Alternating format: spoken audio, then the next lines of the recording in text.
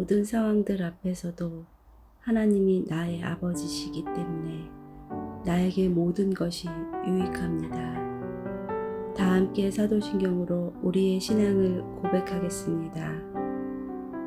전능하사 천지를 만드신 하나님 아버지를 내가 믿사오며 그 외아들 우리 주 예수 그리스도를 믿사오니 이는 성령으로 잉태하사 동정녀 마리아에게 나시고 본디오 빌라도에게 고난을 받으사 십자가에 못 박혀 죽으시고 장사한 지 사흘 만에 죽은 자 가운데서 다시 살아나시며 하늘에 오르사 전능하신 하나님 우편에 앉아 계시다가 저리로서 산자와 죽은 자를 심판하러 오시리라. 성령을 믿사오며 거룩한 공회와 성도가 서로 교통하는 것과 죄를 사하여 주시는 것과 몸이 다시 사는 것과 영원히 사는 것을 믿사옵나이다. 아멘.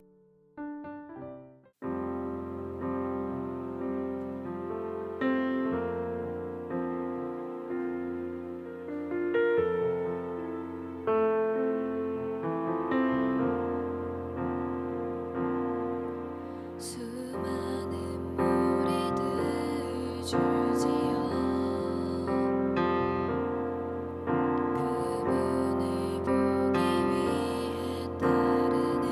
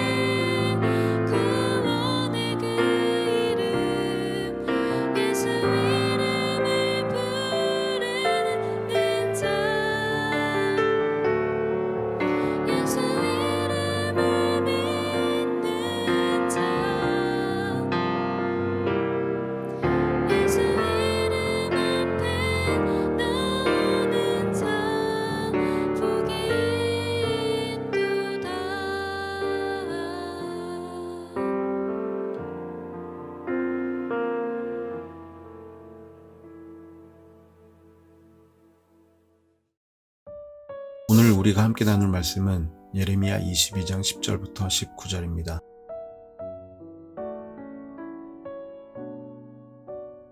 너희는 죽은 자를 위하여 울지 말며 그를 위하여 애통하지 말고 잡혀간 자를 위하여 슬피 울라. 그는 다시 돌아와 그 고국을 보지 못할 것임이라. 여호와께서 유다 왕 요시야의 아들 곧 그의 아버지 요시야를 이어 왕이 되었다가 이곳에서 나간 살룸에 대하여 이와 같이 말씀하시니라. 그가 이곳으로 다시 돌아오지 못하고 잡혀간 곳에서 그가 거기서 죽으리니 이 땅을 다시 보지 못하리라. 불의로 그 집을 세우며 부정하게 그 다락방을 지으며 자기의 이웃을 고용하고 그의 품삯을 주지 아니하는 자에게 화 있을진저 그가 이르기를 내가 나를 위하여 큰 집과 넓은 다락방을 지으리라 하고 자기를 위하여 창문을 만들고 그것에 백향목으로 입히고 붉은 빛으로 칠하도다. 내가 백향목을 많이 사용하여 왕이 될 수 있겠느냐? 내 아버지가 먹거나 마시지 아니하였으며 정의와 공의를 행하지 아니하였느냐? 그때 그가 형통하였었느니라. 그는 가난한 자와 궁핍한 자를 변호하고 형통하였나니 이것이 나를 알미 아니냐? 여호와의 말씀이니라. 그러나 내 두 눈과 마음은 탐욕과 무지한 피를 흘림과 압박과 포악을 행하려 할 뿐이니라. 그러므로 여호와께서 유다의 왕 요시야의 아들 여호야김에게 대하여 이와 같이 말씀하시니라.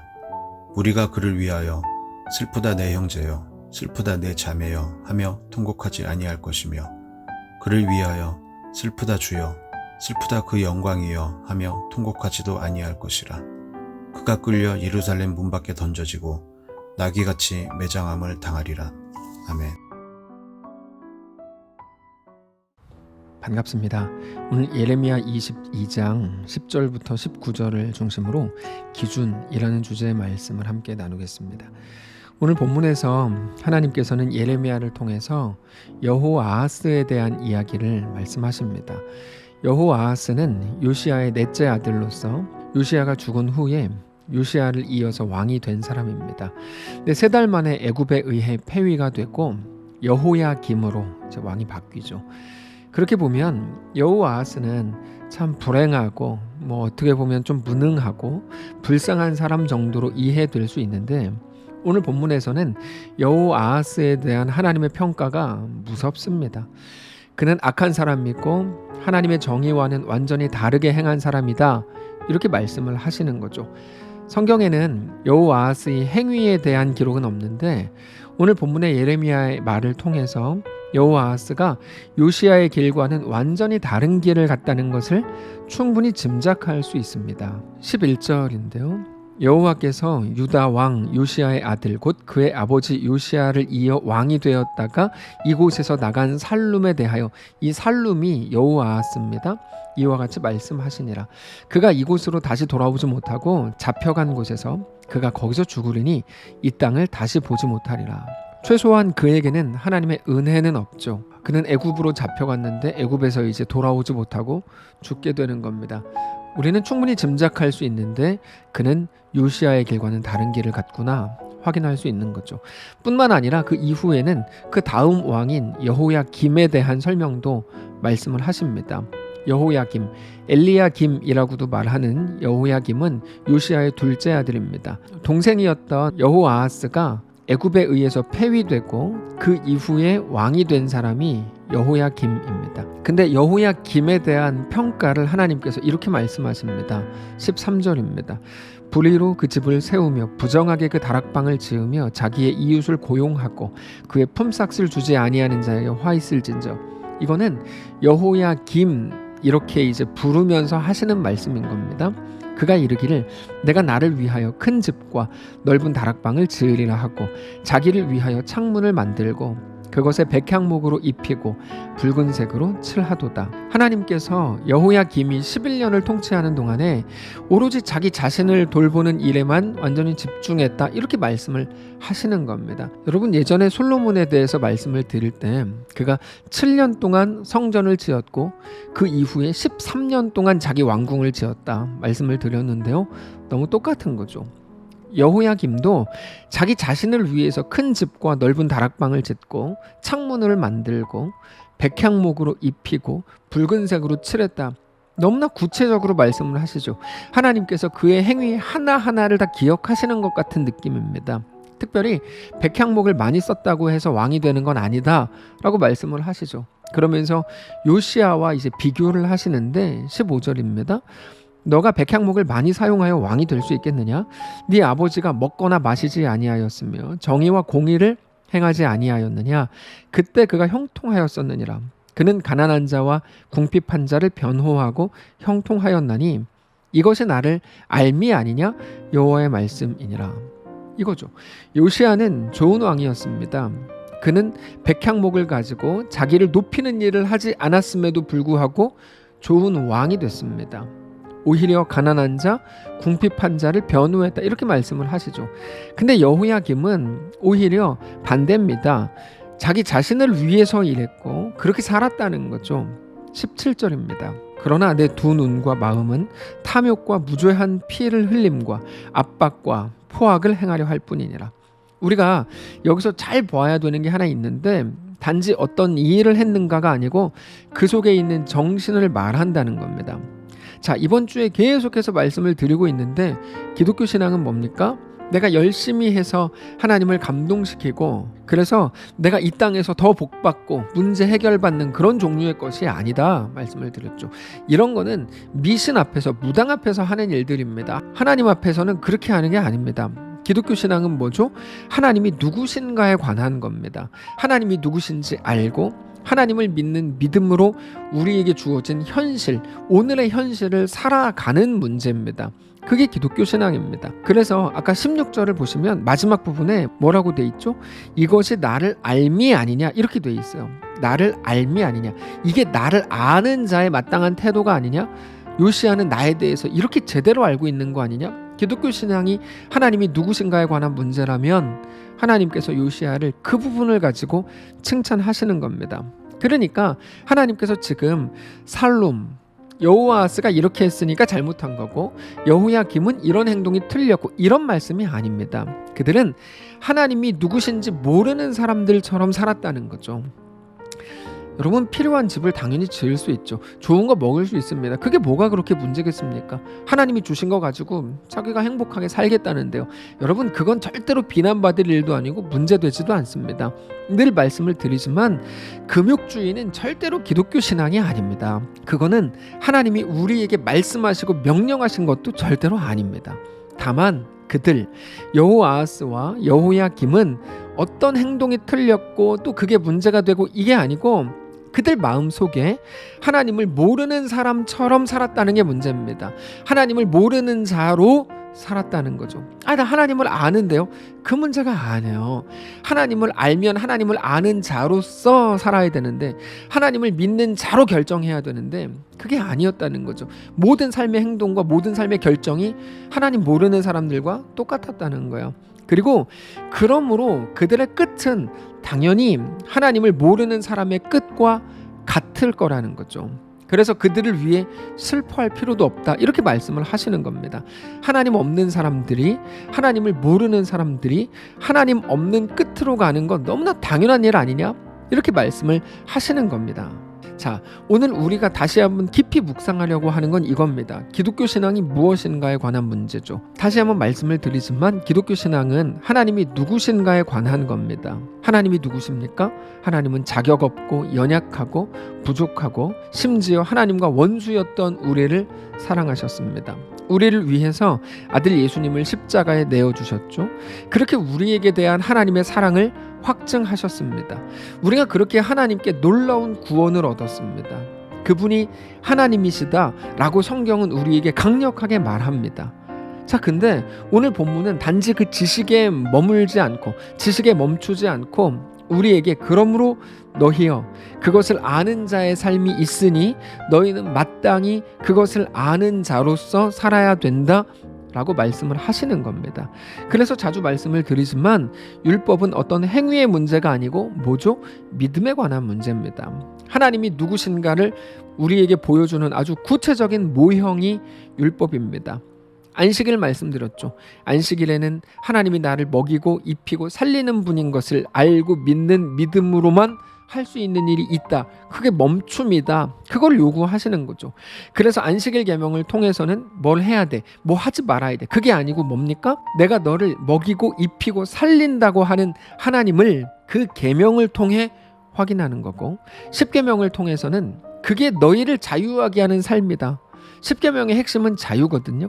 나는 너희를 애굽에서 해방한 여호와다 라는 것을 말씀하시는 겁니다. 그거를 알라는 거죠. 그리고 그거를 알고선 살라는 거예요. 알고선 결정하라는 거예요. 단지 안식일 계명과 십계명을 예로 들었지만 오늘 우리가 알고 우리가 믿는 우리 하나님이 우리의 삶을 살아가게 하는 분명한 근거, 분명한 기준이 되어야 합니다.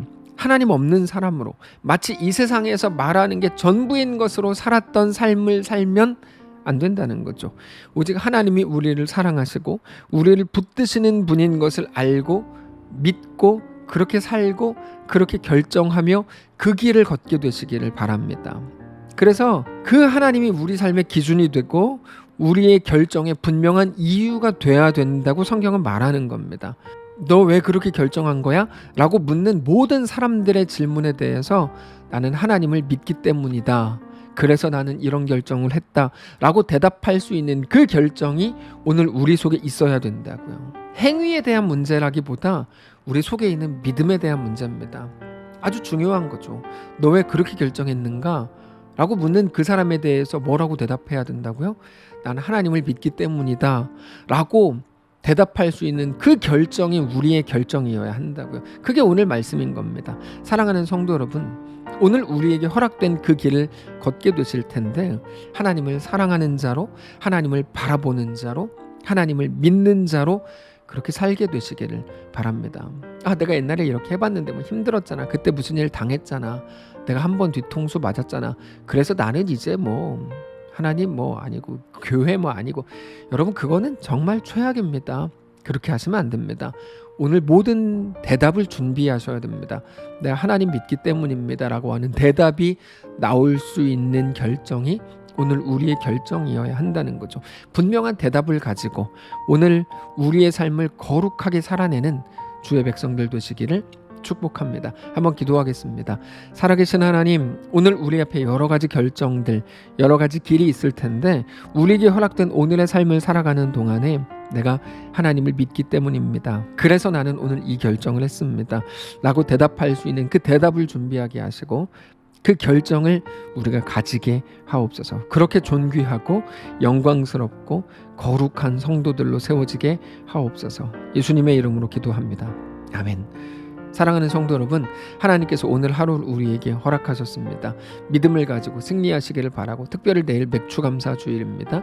하반기가 시작되는 귀한 주일인데 우리 하반기를 주께 맡겨드리고 내 삶의 주인은 하나님입니다. 정직히 고백하며 우리 하반기를 시작하는 귀한 날 되시기를 바랍니다.